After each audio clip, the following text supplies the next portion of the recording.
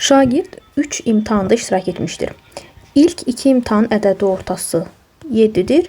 3 imtahanın aldığı qiymətdən ədədi ortası isə 6 olarsa, şagirdin son imtahandan aldığı qiymət neçədir? 3 dənə imtahan var. Tutaq ki, birinci imtahanın balı A-dır, ikinci imtahanın balı B-dir, üçüncü imtahanın balı C-dir. İlk 2 imtahan ədədi ortası 7-dir. Yəni söhbət bu ikisindən gedir. A üstəgəl B böl 2 bərabərdir 7. 3 imtahandan aldığı qiymətli ədəd ortası, yəni 3-ü.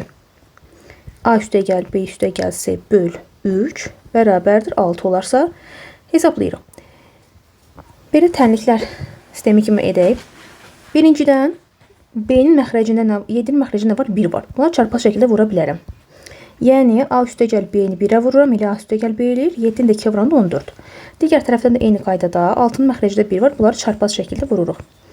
A üstəgəl B üstəgəl C bərabər 3 vur 6, 18. İndi buradan A üstəgəl B-ni qiymətinin 14 olduğunu bilirəm. Gətirib o 14-ü buradakı A üstəgəl B-nin yerinə, ikinci tərəfdəki A üstəgəl B-nin yerinə yazıram. Yəni 14 üstəgəl C bərabərdir 18, C bərabər də olur buradan 4. Yəni sonuncu imtahan, üçüncü imtahanın aldığı qiymət 4-ə bərabər. Cavab D bəndi.